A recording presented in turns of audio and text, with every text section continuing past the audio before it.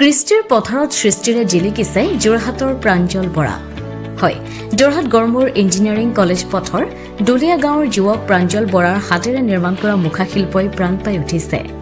যোৰহাট শংকৰদেৱ বিদ্যা নিকেতনৰ একাদশ শ্ৰেণীৰ ছাত্ৰ প্ৰাঞ্জল বৰাৰ প্ৰতিভাই গৌৰৱান্বিত অনুভৱ কৰাইছে এতিয়া গাঁওবাসীক। পিতৃ মাতৃৰ সহযোগিতা আৰু গাঁওবাসীৰ আশীৰ্বাদত প্ৰাঞ্জল বৰা হৈ পৰিছে নতুন প্ৰজন্মৰ বাবে এতিয়া প্ৰেৰণা। ইতিমধ্যে প্ৰাঞ্জল বৰাই তৈয়াৰ কৰা বহুকেইখন মুখা ভাওনা প্ৰদৰ্শন হৈছে। শিক্ষাৰ লগতে মুখা শিল্পৰ লগত জড়িত হৈ প্ৰাঞ্জল বৰাই দেখুৱাইছে নতুন প্ৰজন্মৰ মাজত এতিয়া উৎসাহ প্ৰেৰণা। পোহৰ লাইভ 8ৰ মুখ্য সম্পাদক অমৰ বৰুৱাৰ উপস্থিত হৈ প্ৰাঞ্জল বৰাৰ প্ৰতিভাৰ বিষয়ে অসমবাসীৰ মাজলৈ লৈ আহিছে এখন চেক প্ৰতিভা অনুষ্ঠানৰ জৰিয়তে।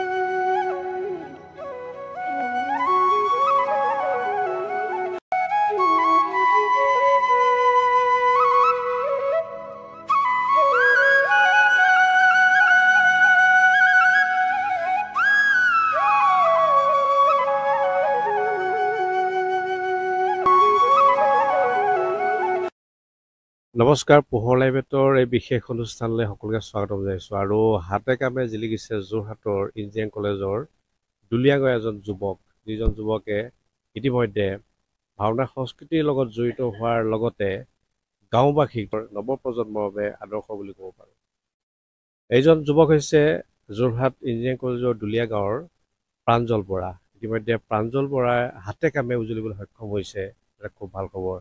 আৰু বিশেষভাৱে আমি এই প্ৰাঞ্জল বৰাৰ গৃহৰ চোতালত উপস্থিত আছোঁ। তেখেতে তেওঁক উৎসাহিত কৰিবৰ বাবে গাঁওবাসী উপস্থিত আছে, সমান্তৰালভাৱে পৰিয়াল সকলো উপস্থিত আছে উৎসাহিত কৰিবৰ বাবে। আমি সেইবাবে পোহৰ লাইভ এটা যি বিশেষভাৱে উপস্থিত হ'লোহি, এইজন নতুন প্ৰজন্মৰ যুৱকৰ যি চিন্তা, আমি তেওঁৰ যি প্ৰতিভা, সেই প্ৰতিভাসমূহ অসমবাসী ৰাইজৰ মাজলৈ লৈ যাব চেষ্টা কৰিছোঁ। পোনপ্ৰথমতে আমি তেওঁ হাতেৰে নিৰ্মিত কৰা এইসমূহ মুখা শিল্পক আমি দেখাব বিচাৰিছোঁ যে চাওক, ই এটা সুন্দৰ প্ৰতিভা। তেনেধৰণৰ প্ৰতিভা অসমৰ চুকে কোণে বিয়পি আছে, আৰু সেইবাবে আমি গাঁৱে ভূঞে নগৰে চহৰে এনেদৰেই নতুন প্ৰতিভাৰ সন্ধানত থাকোঁ, যিসকল নতুন প্ৰতিভাই আচলতে আমি ভাবোঁ যে অসমৰ সংস্কৃতিক ক্ষেত্ৰখনত বিশেষভাৱে অৰিহণা আগবঢ়াই আহিছে। ইতিমধ্যে মই এই গাঁওবাসীক কিছু দৃশ্য দেখাবৰ বাবে অনুৰোধ জনাইছোঁ। আমাৰ ভিডিঅ' জনাই চাওক যে তেখেতসকল আহিছে প্ৰাঞ্জল বৰাক উৎসাহিত কৰিবৰ বাবে। সমান্তৰালভাৱে গাঁওবাসীৰ লগতো কথা পাতিম, প্ৰাঞ্জল বৰাৰ লগতো কথা পাতিম।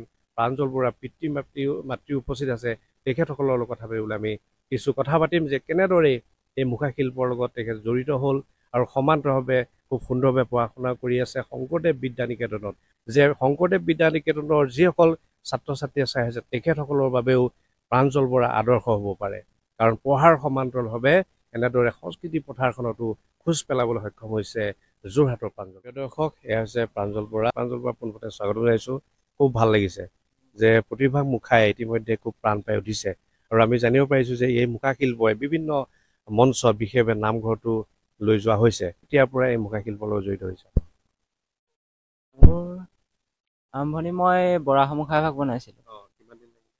এই ভাগ ৩-৪ দিনমান লাগিছিলে। তাৰপিছত মই মৌৰাটো বনালোঁ লগৰ এটাৰ লগত। এইটো পুৰা বাঁহৰে হয়।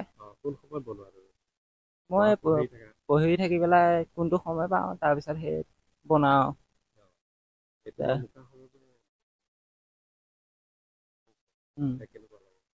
ভাল লাগে মোৰ এতিয়া মুখাখিনি, ভাল লাগে আৰু নিসিংহ বনাইছোঁ এইভাগ।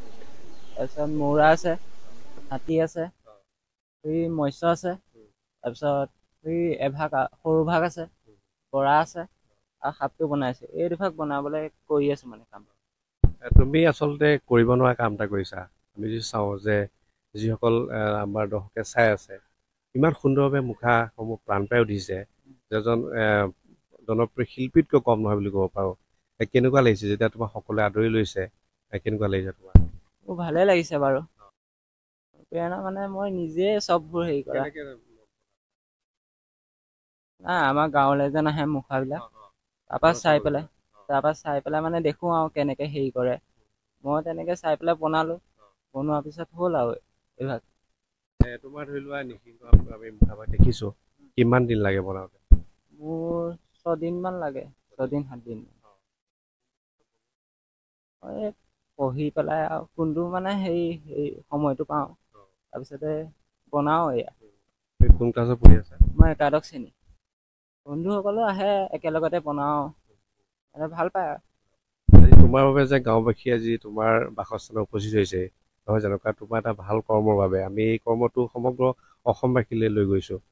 কি ক'বা এইসকলক, যেতিয়া তোমাৰ গাঁওবাসী বিশেষভাৱে পিতৃ মাতৃ আছে, তোমাৰ ঘৰৰ পৰিয়াল আছে, তেওঁলোকক কি ক'বা? তোমাৰ কাৰণে কিন্তু আহিছে আজি এই চোতালখনলৈ, কি ক'বা? তেওঁলোকক ধন্যবাদ জনাইছোঁ অহাৰ কাৰণে, আশীৰ্বাদ দিবলৈ। প্ৰিয় দৰ্শক, যি নহওক প্ৰাঞ্জল বৰাই হাতে কামে উজলিবলৈ সক্ষম হৈছে, খুব সুন্দৰভাৱে কৈছে। পঢ়াৰ সমান্তৰালভাৱে মুখা শিল্পৰ লগতো জড়িত হৈছে। আৰু বিশেষভাৱে এটা খুব ভাল খবৰ যে আমাৰ নতুন প্ৰজন্মৰ ভাওনা সংস্কৃতিৰ লগত জড়িত হৈছে। বিশেষভাৱে আমি যদি কওঁ, ভাওনাৰ আন এটি অংশ এই মুখা অবিহনে হয়তো ভাওনা সম্পূৰ্ণ নহয়। সেইবাবে প্ৰাঞ্জল বৰাৰ আমি উজ্জ্বল ভৱিষ্যত কামনা কৰিছোঁ। ইয়াৰ পিছতে আমি যিহেতু গাঁওবাসী উপস্থিত আছে, পিতৃ মাতৃ উপস্থিত আছে, তেখেতসকলৰ পৰা আমি জানিবলৈ চেষ্টা কৰিম যে প্ৰাঞ্জল বৰাৰ এই প্ৰতিভাক লৈ তেখেতলৈ কি কয়। এয়া প্ৰাঞ্জল বৰাৰ পিতৃ আমাৰ মাজত উপস্থিত আছে। কিন্তু আজি আমি আহিছোঁ যে এইজন যুৱকৰ প্ৰতিভাই আমাৰ মন চুই গৈছে আৰু নতুন প্ৰজন্ম উৎসাহিত হ'ব। আৰু বিশেষভাৱে অসমীয়া কলা সংস্কৃতি জীয়াই ৰখাৰ ক্ষেত্ৰত কিন্তু এনেদৰে নতুন প্ৰজন্মই কাম কৰিব লাগিব। আপোনালোকে স্বাগতম জনাইছোঁ।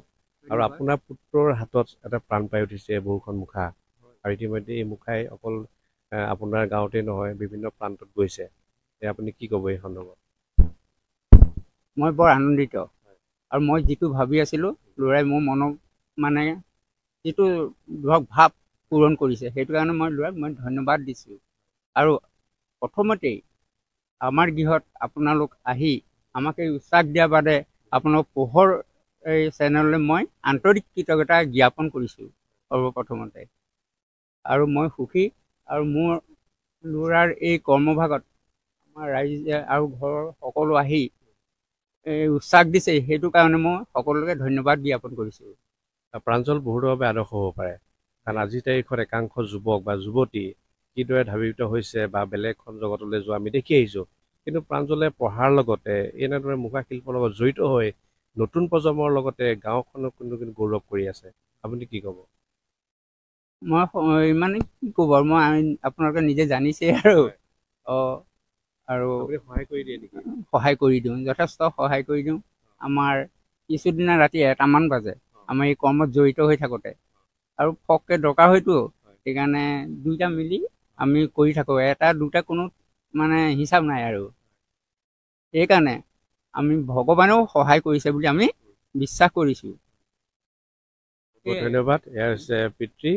ইয়াৰ পিছতে আমাৰ মাজত আছে ককা, হয় ন? ঠিক আছে বাৰু। হয়, আমাৰ নামটো? মোৰ নাম শ্ৰী প্ৰভাত কলিতা। হয়। কি ক'ব প্ৰাঞ্জল বৰাই কৰিছে? হয়, মই কি ক'ম আৰু, মই মানে যি সময়ত আপোনালোকে ভাওনা কৰিছিলে বা ভাওনা চাইছিলে বা তেনেকুৱা সময়ত এনেধৰণৰ মুখাৰ অভাৱ আছিলে, কিন্তু আজিৰ তাৰিখত আমি যদি চাওঁ ভাওনাত এনেধৰণৰ মুখা শিল্পই প্ৰাণ পাই উঠে। আজি এটা প্ৰাঞ্জল বৰা নতুন প্ৰজন্মৰ আদৰ্শ, কি ক'ব? এতিয়া মোৰ নাতিয়েই আৰু প্ৰাঞ্জল বৰা, গতিকে তেওঁ যে ইমানখিনি আগবাঢ়ি গৈ মুখা শিল্পৰ লগত জড়িত হৈ আমাৰ গাঁওবাসীৰ নাম কৃষ্ণ সন্নাম আমাৰ আনিছে, তাৰ বাবে তেওঁক মই আন্তৰিক কৃতজ্ঞতা জ্ঞাপন কৰিছোঁ। আৰু লগতে ভগৱানৰ ওচৰত প্ৰাৰ্থনা কৰিছোঁ যাতে তেওঁ ভৱিষ্যতে আৰু উন্নতিৰ পথত ভৱিষ্যত প্ৰজন্মৰ কাৰণে যাতে আগবাঢ়ি যাব পাৰে। আৰু সকলোৱে ভগৱানৰ ওচৰত আশীৰ্বাদ বিচাৰিছে যে প্ৰাঞ্জলে এনেদৰে মুখা নিৰ্মাণ কৰি থাকক আৰু গাঁৱৰ লগতে যোৰহাটবাসী গৌৰৱ কৰি থাকক। আন এজন আছে, আপোনাৰ নামটো?